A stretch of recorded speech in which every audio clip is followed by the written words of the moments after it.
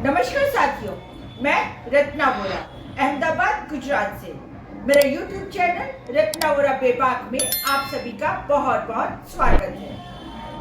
साथियों, आज बहुत ही महत्वपूर्ण दिन था भारत देश के लिए, भारत देश की राजनीति के लिए, भारत देश की सामाजिक और धार्मिक व्यवस्था को समझने के लिए और भारत देश का जनमानस आज की तारीख में क्या सोचता है वह सब जानने के लिए, समझने के लिए आज का दिन बहुत ही महत्वपूर्ण था। तो साथियों, मैं आज का दिन मतलब 22 जनवरी के बारे में आपसे कुछ बातें करना चाहती हूँ। तो चलो चलते हैं आज 22 जनवरी की चर्चा करने के लिए। साथियों, 22 जनवरी का दिन इसलिए महत्वपूर्ण हो गया है क्योंकि आज के दिन आरएसएस और भारतीय जनता पार्टी ने जो पिछले 30 सालों से अपना पॉलिटिकल एजेंडा सेट किया था, उस पॉलिटिकल एजेंडा की पूर्णाहुति हो गई। उन्होंने कहा था कि हम राम मंदिर बनाएंगे, तो राम मंदिर बन गया।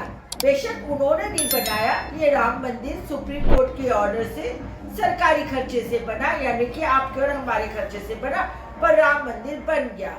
रामलला की प्राण प्रतिष्ठा का भी आयोजन और कार्यक्रम पूरा हो गया। अब इस कार्यक्रम के लिए कई लोगों को आमंत्रित किया गया और उस आमंत्रण में हमारे देश की प्रथम महिला आदिवासी राष्ट्रपति द्रौपदी मुर्मू जी ने आने से साफ मना कर दिया, वह नहीं आई। इसके साथ ही राम मंदिर और बाबरी मस्जिद का जो डिस्प्यूट चल रहा था, उस पिटीशन पे जो 5 जजों ने अपना फैसला सुनाया था, उन 5 जजों को भी आमंत्रण दिया गया था। उन 5 जजों में से भी सिर्फ एक जज श्री अशोक भूषण, उनको छोड़ के बाकी 4 जजों ने राम मंदिर की प्राण प्रतिष्ठा के कार्यक्रम में आने से मना कर दिया। और उसमें सबसे महत्व की बात यह है कि हमारे चीफ जस्टिस DY चंद्रचूड़ जी ने तो इस दिन की जो छुट्टी की एक याचिका आई थी उसको भी खारिज कर दिया और उन्होंने बताया कि भारत देश एक भिन्न सांप्रदायिक देश है, लोकतंत्र है, यहाँ पे धर्मनिरपेक्षता की नींव रखी गई है संविधान में। इसीलिए किसी भी धार्मिक आयोजन के लिए इस तरह की छुट्टी रखना वो अपने आप में बिल्कुल गलत है और उन्होंने उस रिक्वेस्ट को, याचिका को खारिज कर दिया। इस तरह से यह दिन एक तरह भारतीय जनता पार्टी और आरएसएस ने अपने राजनीतिक एजेंडा को सफल करने के लिए बनाया। अब दूसरी ओर राहुल गांधी जी पिछले 9 दिनों से मणिपुर से निकल के पश्चिम की ओर मुंबई तरफ जाने वाले हैं भारत जोड़ो न्याय यात्रा के लिए। और यात्रा कब तक? न्याय का हक मिलने तक, यह उनका सूत्र है। देश की वह सभी जनता आज राहुल गांधी जी किस तरफ देख रही है, एक आशा बंधी हुई है कि राहुल गांधी जी आएंगे और उनके दुख दर्द को दूर करेंगे। और ये राहुल गांधी जी की न्याय यात्रा 4 दिन से असम में चल रही है और जब से ये न्याय यात्रा असम में आई है तब से असम के जो मुख्यमंत्री हैं, जो पूरे देश के सबसे ज्यादा करप्ट मुख्यमंत्री हैं, हिमंता बिस्वा शर्मा, वह उनके पग पग पे रोड़े अटकाने की कोशिश कर रहे हैं। कभी तो उनको धमकी दे देते हैं कि हम तुम्हें गिरफ्तार कर देंगे, उनके ऊपर FIR करने की बात कर देते हैं, FIR कर देते हैं। फिर उनके जो कार्यकर्ता है भारतीय जनता पार्टी के, वे कांग्रेस की न्याय यात्रा के पोस्टर, बैनर फाड़ रहे हैं और यहाँ तक कि पत्थरबाजी करके भी हमला कर रहे हैं और किसी भी तरीके से भारत जोड़ो न्याय यात्रा को रोकने का प्रयत्न कर रहे हैं।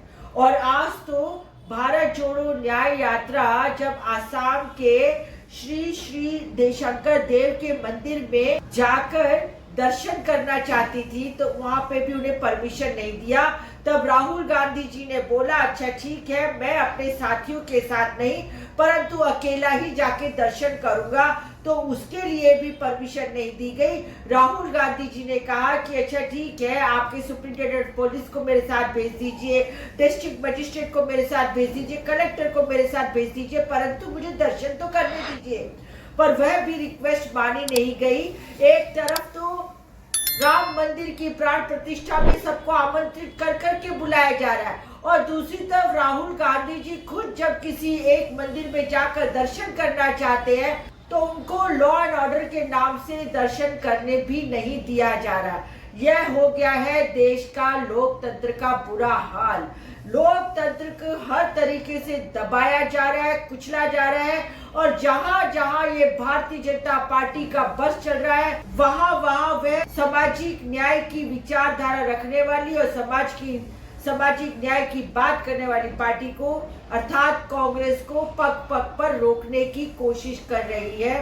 परंतु राहुल गांधी जी को रोकने के बाद आज उन्होंने बहुत बड़ा नुकसान कर डाला है, और इससे राहुल गांधी जी के बुलंद हौसले और ज्यादा बुलंद हुए हैं, और इस वजह से आज पूरे देश में राहुल गांधी जी के समर्थन में भारत जोड़ो न्याय यात्रा के संबंध में धरना प्रदर्शन के कार्यक्रम हुए, और इसी धरना प्रदर्शन के कार्यक्रम में गुजरात के अहमदाबाद शहर के जो प्रमुख है श्री हिम्मत सिंह पटेल, उनकी अगुवाई में भी एक कार्यक्रम हुआ, और उसके अंदर पुलिस ने धरपकड़ कर ली, और उसके अंदर पुलिस ने सभी कार्यकर्ताओं को और सभी नेताओं को जिन्होंने यह कार्यक्रम में भाग लिया था उनको अरेस्ट कर लिया। इसके अंदर गुजरात में जो अहमदाबाद पश्चिम लोकसभा के ऑब्जर्वर है, एआईसीसी के जनरल सेक्रेटरी है, श्री रामकिशन ओझा जी भी हाजिर थे।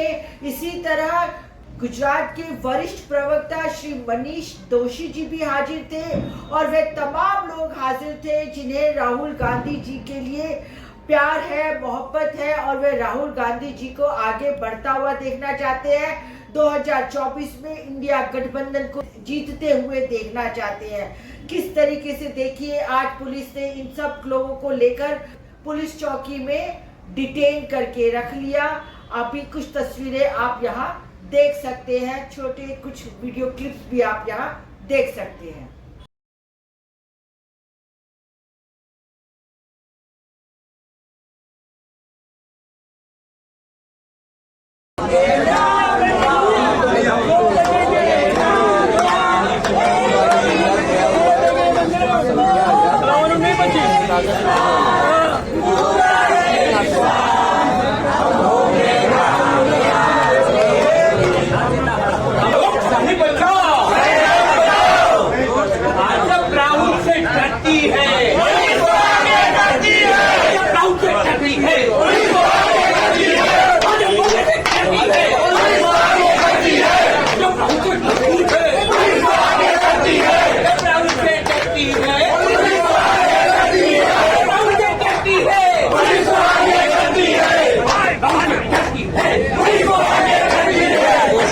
चाहिए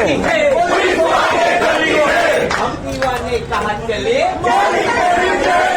हम ने कहाँ चले,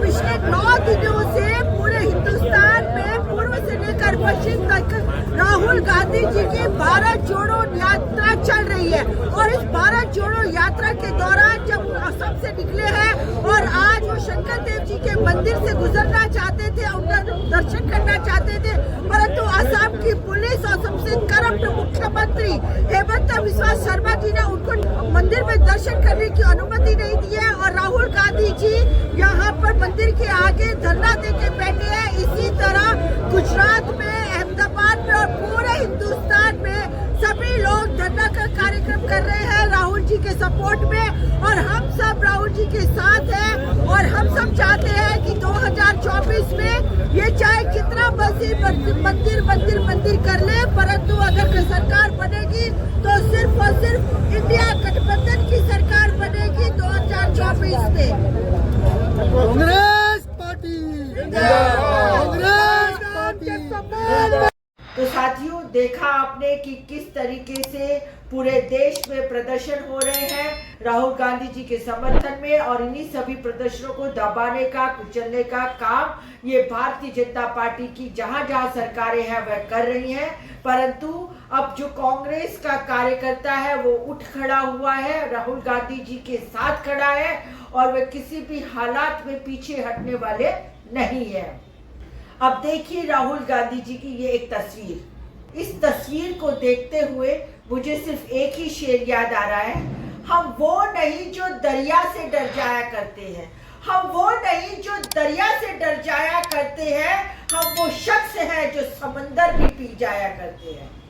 तो साथियों, आज का मेरा वीडियो मैं यही समाप्त करती हूँ। यदि आपको मेरा वीडियो पसंद आया हो तो मेरा YouTube चैनल रत्ना वोरा बेबाक को सब्सक्राइब कीजिए, ज्यादा से ज्यादा शेयर कीजिए और ज्यादा से ज्यादा लाइक कीजिए। इसके साथ ही मुझे आप फेसबुक, इंस्टा और एक्स पर भी मिल सकते हैं। फिर मिलूंगी एक नई वीडियो, एक नई बात, एक नई विचार के साथ। तब तक के लिए नमस्कार।